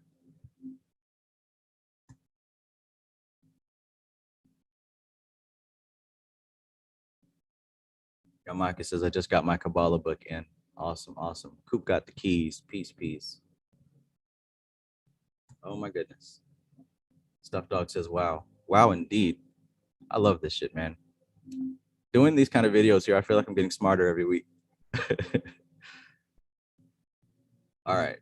So I don't know if anybody's ready for the secret, but I'm just gonna put it out there. All right, there we go. Chill Will says ready. Jennifer Jordan says yes. All right, so let's get to it. The tangible world is movement. The tangible world is movement. It's not a collection of moving objects. No, it's movement itself. The tangible world, physical reality, is movement itself. There are no objects in motion. There are no objects in motion. It is the movement which creates the objects that appear to us. All is nothing but movement. Or as the Kabbalion says, all is vibration. This just sums up and makes sense everything that the Kabbalion was talking about. This is all vibration. This is all vibration. It's not things vibrating. No, no. This is all the result of vibration. This is the result of Shakti being stimulated by Shiva. She's pure motion, pure vibration. And if you guys paid attention with the Vedic stuff, or if you've read Samkhya Darshan or taught with Shuddhi or Dharana Darshan, or any of those other associated books, you'll see that Shakti is life force, energy. The realm, the dimension of Prakriti is just pure motion. And it's us being observers in this pure motion that we start to distinguish and give form to all the different types of motion. So we start to distinguish other people and other things and other sensations, but none of this stuff is real. It's just Om, one vibration that is being observed by Buddhi, right? If you look into the Vedic stuff, you'll see you've got these different elements that compose our existence. We've got the earth element, which upon it is stacked the water, which upon it is stacked fire, which upon it is stacked earth, which upon it is stacked Akasha. All of it is stored within Akasha. But guess what? Akasha is a result and a child of Om, which is the infinite vibration that continues to manifest the universe. It's a flow, it's a stream. It is regulated by the three gunas, triguna, of birth, sustenance, and death. But by the time sustenance happens, another is birth. And it keeps on propagating itself repeatedly. But there is a guiding principle, and that is consciousness. So depending on what you're focused on, you will begin to generate more of it. And it doesn't always happen instantly. But the better you get at this thing, it starts to happen instantly. This is how manifestation works. So if you're sitting here with your fingers crossed talking about, oh, I'm healthy, wealthy, and wise, but the rest of your vibrational reality is doing different things, generating different results, don't get mad when you don't manifest, because you got 10 different ways to express yourself and you're only using one, and you're getting mad when the other 9 overpower that one little bitty. That doesn't mean give up. That means do everything in your power to make sure that you are in alignment with the thing that you actually seek. I talk about in my course how you're going to start to notice manifestation happen better and faster when your internal reality comes into alignment with your external reality, and your external reality comes into alignment with your internal reality. What I mean by that is all of your bodies, physical, etheric, astral, mental, spiritual, are on one accord, right? If I tell myself that I'm divine and I live it and I believe it, then I got to eat divine. I got to speak divine. I got to breathe divine. Everything about my experience has to be on the same page. I can't be talking about I'm a god and eating like a pig. I can't be saying I'm a king but living like a slave, right? Don't be a hypocrite. You can lie to everybody on the internet, but it's one person you can't lie to, at least not for very long. You feel me? Wraith Dawn says, sounds like we should be at rest. That's a very good observation. I'm just saying, stillness is where it's at. Or should I say, stillness is where it's not at? Yeah, I love it, man. I love it. Mo says we are all converging into silence, our source. Yeah, man. Yeah. So yeah, that's the secret. That's the secret. The tangible world is movement, not a bunch of moving things, but pure vibration, right? That's the secret that's been in plain sight for, like I said, over 10,000 years, because the people in India figured this stuff out. The people in the Middle East and in Africa and Kemet and Sumeria, they already knew this. This was already there, written down, chiseled in rocks and stone, written on papyrus and all this stuff. It's been figured out. It's not new. It's not even quantum physics. This is just what a couple of Americans and Europeans called it, but this is reality. This stuff's been figured out already. It's in the Rig Veda. It's in the Bhagavad Gita. It's in the Upanishads. I done seen it. Some of y'all seen it too. This is called doing the work, not just talking about spooky spirits and saying, oh, manifest, vibrate, frequency. But doing the work is actually getting your own experience with these things, understanding what they mean, and being able to manifest them in your life. That's doing the work, not reading a book. Read the book with a purpose. Read the book with a purpose to understand and execute, right? None of this should be about a popularity contest. None of this should be about nothing like that. Fuck what people got to say. Fuck having a fan. You need to be, well, if what you want is to reach enlightenment and to reach your higher self and to be the best version of yourself, then your goal and your intention should be to study and practice, study and practice, study and practice, study and practice. So you can prove this thing so that your internal reality can be on the same accord as your external reality, so that it's one thing, so that this barrier of flesh and meat is not even a barrier anymore, so that you extend beyond this thing, so that you become one with your environment, so that you become one with other people, so that you become one with the planet, with the universe. Yes, it's possible. Yes, it can be done. Yes. Yes, I've been there. Some of y'all have been there. Now, the trick is the more that you practice it, the longer you stay there. And the longer you stay there, the better you get at being there, right? None of this, not far-fetched. It's not crazy. Like, this is the whole point. This is why you're looking up into this magic stuff, to make it real, not just to make people think you're cool. I'm just saying. I'm just saying. Moldvok says it's in the Patanjali Sutras. Thank you. That's the one that I forgot. The Patanjali Sutras, the Rig Veda, all the Vedic texts. It's in Samkhya Darshan. It's in the Bhagavad Gita. It's in the Upanishad. It's in all these ancient books. Hell, it's even in the Bible. Thank you, Moldvox. I was almost expecting Stuffed Dog to say that, but it's even in the Bible if you look at it right. And if we want to go there, then of course, yeah, it's also in the, I haven't read it, but I'm sure that it's in the, what's the Muslim holy book? I can't believe I forgot it. Quran, the Quran. Yeah. I love it, man. I love it.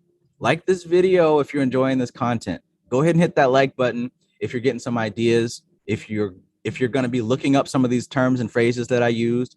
Like this video if you're going to watch it again. If there's some stuff that you're going to pick up, go ahead and smash that like button. Because again, we're letting the mindless algorithm of YouTube know what time it is. The time for hocus pocus, feel good, love and light, and all that shit is over with. From now on, we're doing real magic. We're doing real magic that makes sense. We're doing magic that we can stand behind, right? I'm not going to sit up here and say magic, but when somebody comes to question me or when somebody comes to check me, I'm not able to back it up. No, we're moving into the age now. I'm going to make sure of it.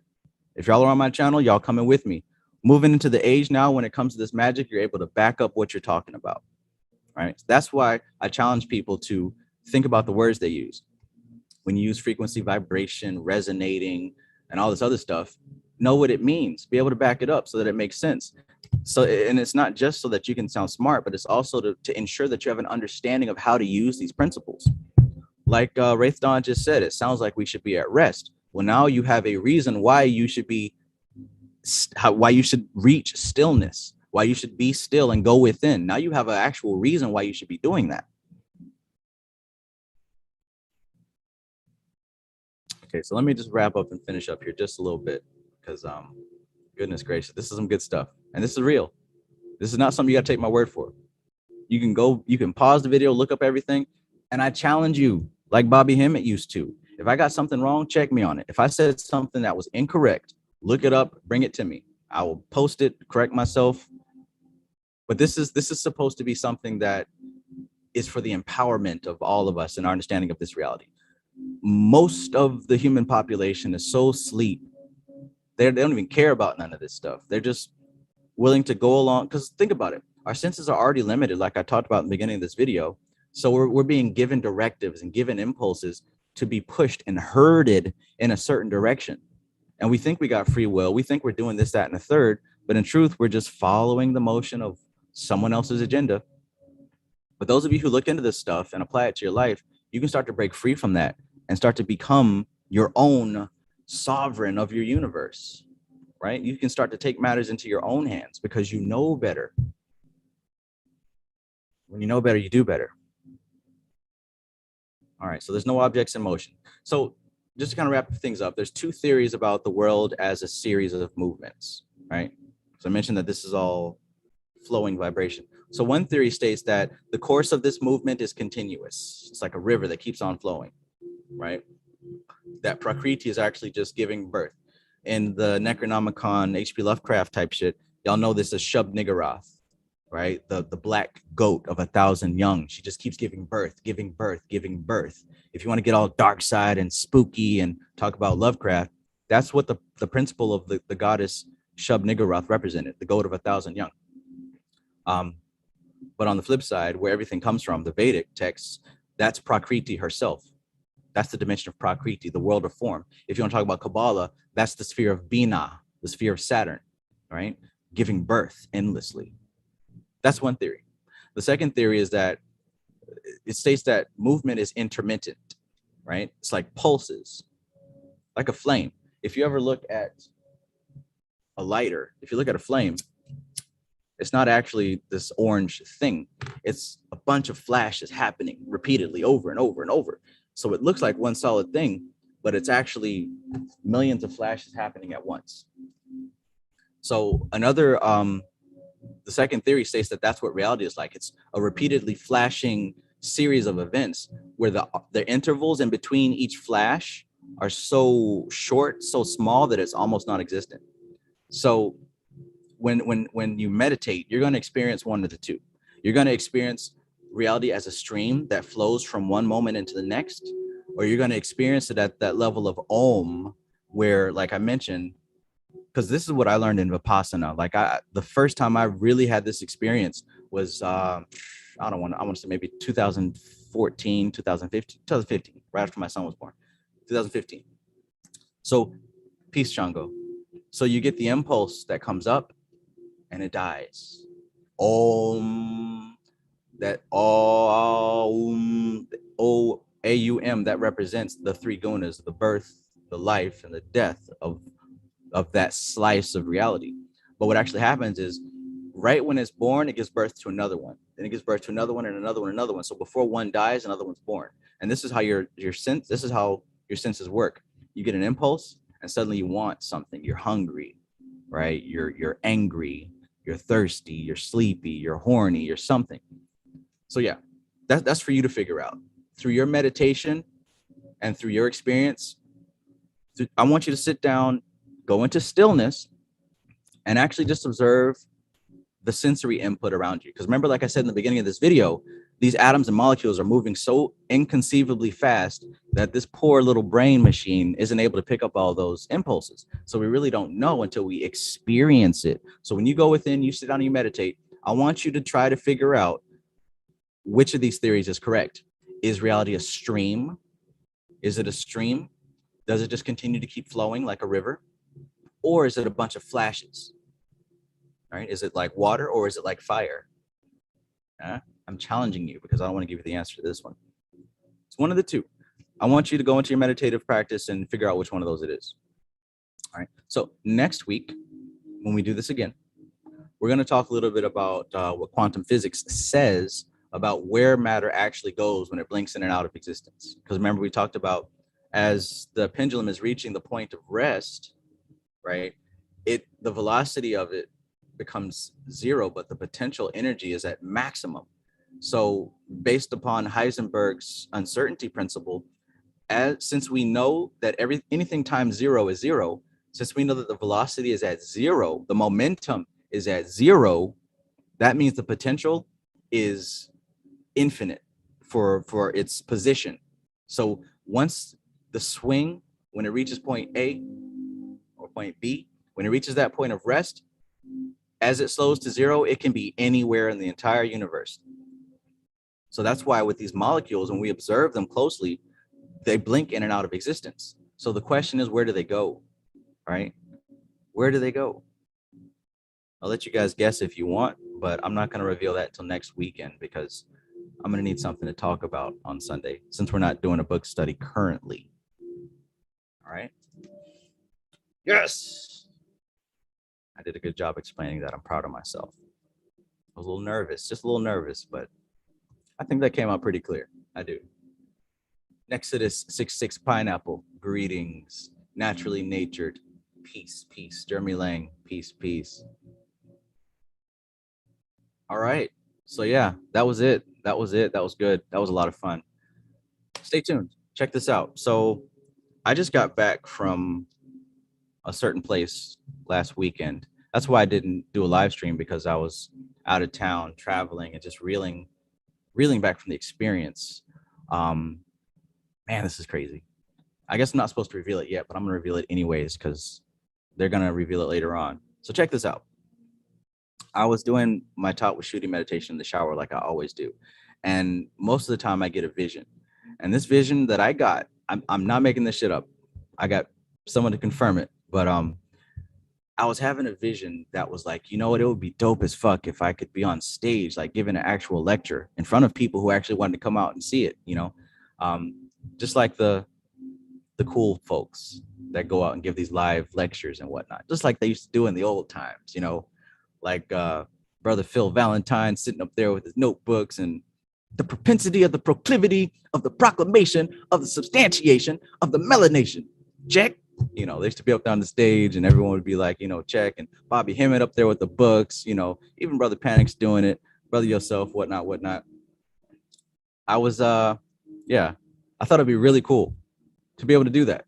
But I'm thinking in my head, that might be, you know, next year, 2 years from now. And I'm just having all these cool ideas, like what would I call it or who would I be doing it with? And I shit you not, I had a list of people in my head. I'm like, you know what? We're gonna do it with, we're gonna have Brother Yosef in there. I'm gonna have Mook in there. We're gonna have like Conjure Queen. We got Dream Wise. We're gonna have D-Ray, like just like on the Sunday services. We're gonna do it just like that. I promise you, I'm sitting here having this vision. I get my ass out the shower, I dry off, I pick up my phone, and ding, I see a message from Dreamwise. And he's like, yo, Trav, you know, I got an opportunity for you. Hit me up. yo, this man calls me up, and I swear, he's like, yo, we're doing a live performance. You're like the last one we had to contact. We want to set this up. We're going to do like this live lecture. All these people are going to come out. We're going to have this, that, and the third going on. But yeah, we want you to come on board. And I'm just like blown away because I just received that vision. I just received it. So I don't know if, well, yeah, I guess he was on it, something serious, because it made it to me. Before he called, the image, the vision made it to me before he called me. That's how powerful this thing is. That just lets me know that this is supposed to happen. So I couldn't say no. I had to say yes. It was already written. It was already written. I already agreed to it before I even knew. I just thought it was going to happen like a year from now. You know what I'm saying? That's what I thought. But no, this thing's going down. So next month, if you guys are able to, which I mean, hell, if you really want to make something happen, everything is possible. Shit, I'm going. Well, I kind of have to go since I'm speaking. But yeah, we're gonna be performing. We're gonna be giving a lecture, each one of us, all those names that I named: D-Ray, Dreamwise, Will Capru, Mook, Brother Yosef, and Brother Travis. I'm really excited. I'm like too excited. I don't even know how to react. Like these past couple of months have been amazing. I don't even know, like I don't even feel it yet. You know what I'm saying? But yeah, enough about that. You guys don't want to hear about how excited I am. If you want to come see us, which I think you do, be sure to keep your eyes open for that. It's gonna be in Texas, y'all. It's gonna be in Texas. So yeah, more information to come on that. This Friday, stay tuned.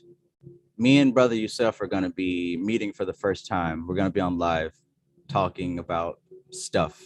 So be there. It's gonna be on Dreamwise's channel. So make sure you check that out.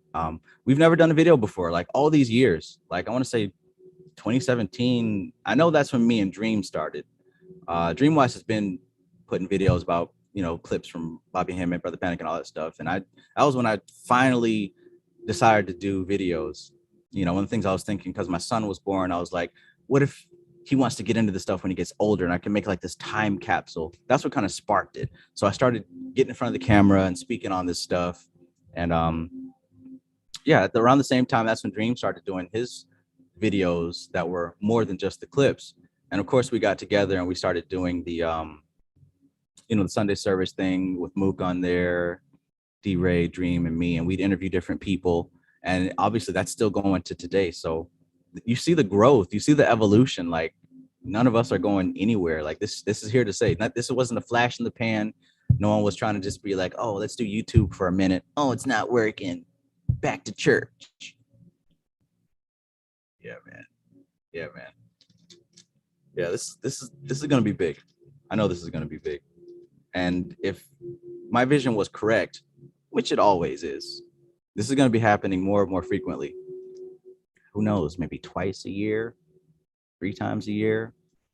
I don't know. But I definitely want to hold my own event. I definitely want to have a Major Society live. I think that'd be cool also. That might take some time to put together, but not Thursday, but next month, the end of the month, we will be live. So tap in with Dreamwise, more details to come. Next week, we're going to be talking about where those particles blink off out of existence and where they go. All right. So yeah, oh, Dream just sent me a flyer if you guys want to see it. You guys want to see the flyer? There's actually 3 of them.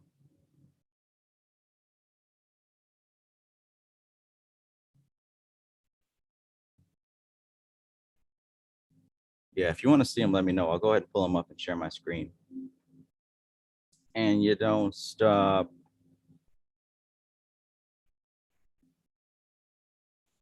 Hell yeah. Yeah, that looks cool. Yeah, I'll go ahead and share my screen.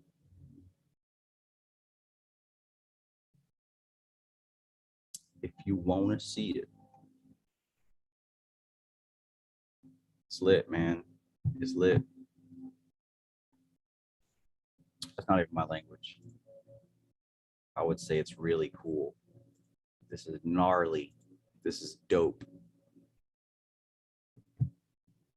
All right, so check this out.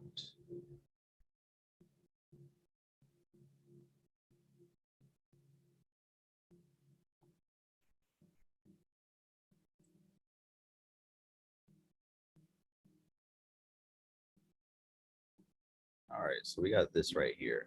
The Master Student Conference.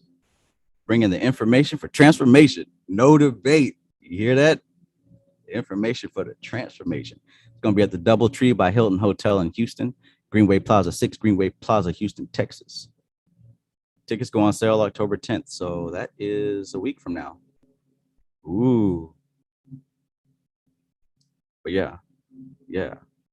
Melanin, Mint Alchemy presents. You see it?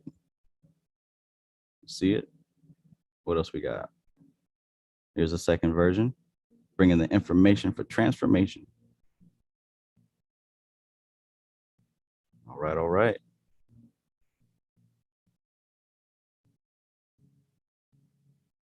And there's the white version. Melanin Friday. Notice that's the Friday right after Thanksgiving. We call that Melanin Friday. Hell yeah.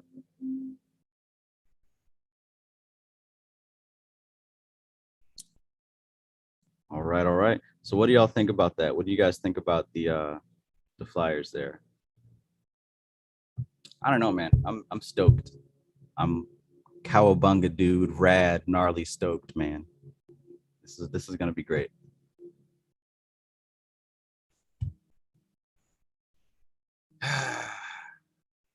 Yeah, manifestation for real, manifestation. Jeez Louise, what a good day. All right, so yeah, that's coming. Be on the lookout. We're not gonna let you forget about it at all, you know. So just like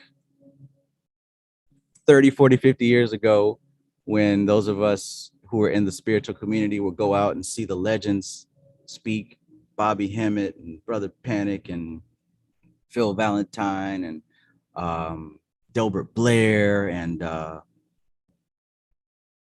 Sister Myra, I forgot her last name. There's a lot of different people. Well, we get to live in that time again. I'm excited, right? And the difference is we're not coming together to like debate and fight, you know, talk about Hebrew Israelite stuff. We're going to be building together because this is more, you know, it's so much better to add and build as opposed to try to tear each other down or fight or prove who's better. This ain't about ego. This is about giving people workable tools for their transformation. So yeah, I'm glad that you guys are digging it. because I'm digging it too. All right. So that about concludes our presentation. Those of you who signed up for the class, the inner light activation system, things are still moving, flowing. Email me if you're not able to have access to the actual course itself. I think somebody said that they're having a bit of trouble logging in. Contact me so I can send you the appropriate emails. For some reason, email is not the best way because as I send it out, it's going to some of you guys as spam or whatever. So the best way for me to communicate with y'all that are in the class is through the website. So on the website, that's where I've actually got the class and all the documents. I just posted a document that has the entire framework for the inner light activation system. And it's like a 16 to 20 step process detailing all the rituals that we're doing, the purpose behind the rituals, and what you can expect to get into them. And we're going to be going through those week after week for the next 8 weeks. And yeah, everything is amazing, amazing, amazing. So I hope you guys that signed up for the class are getting everything. If not, like I said, let me know. I'll be happy to hook you up. We'll be having our next class meeting on Thursday. And before then, you guys are going to get a hold of an audiobook plus 2 chapters. So I'm going to be putting that out today and tomorrow. Please take the time to listen to those. And yeah, please take notes. Take notes. Take notes. Pay attention to the sun and the moon. And we got a lot of stuff to talk about come Thursday. All right. All right. This was a good live stream.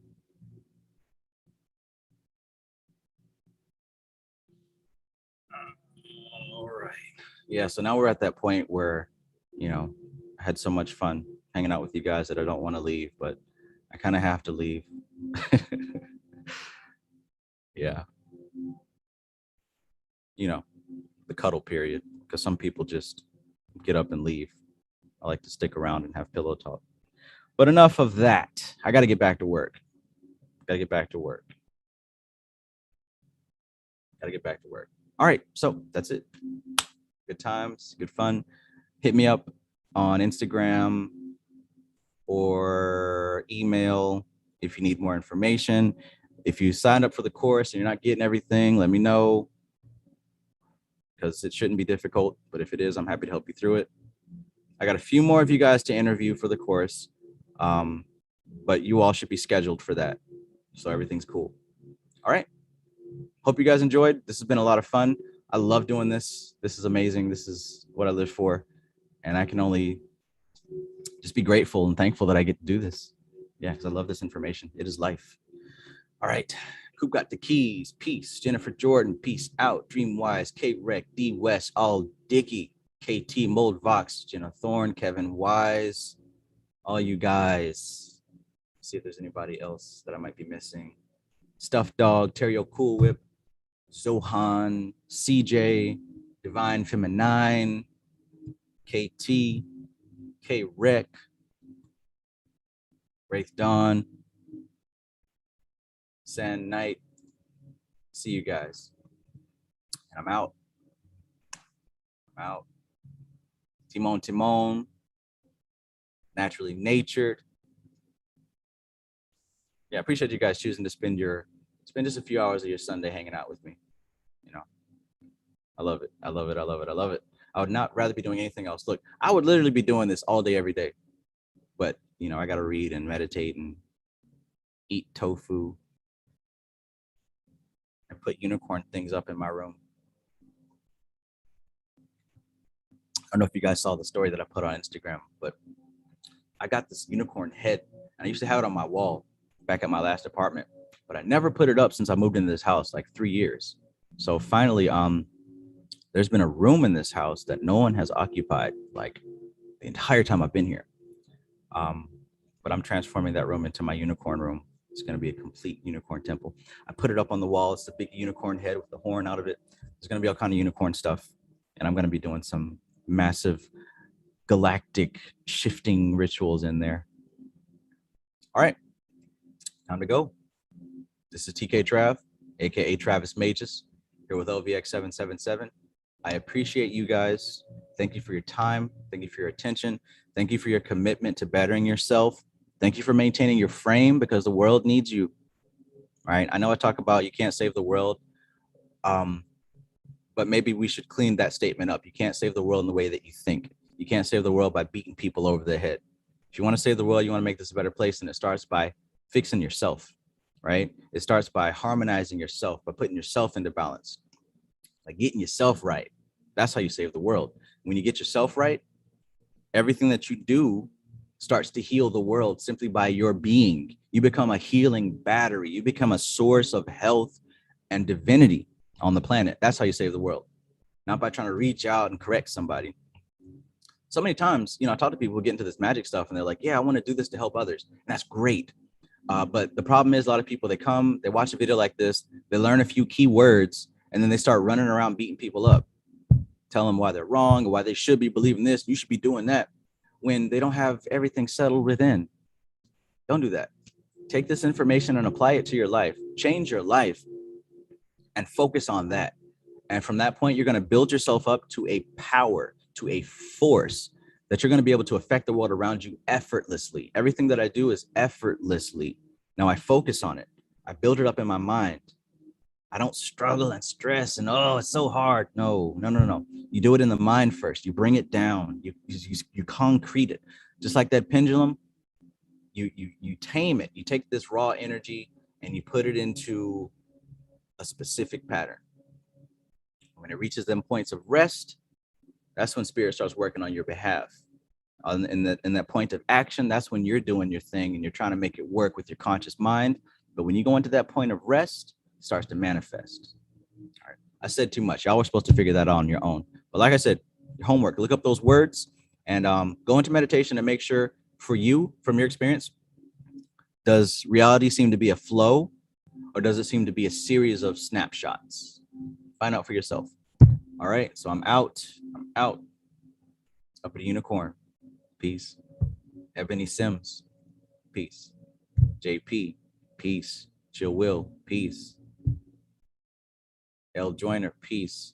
L Joyner says, will we be able to live streaming if we're not in the Houston area? I'm not sure yet. I didn't set up the show, so I'm not sure yet. But the details will come later on. All right. This is TK Trav, aka Travis Magus, here with LVX777.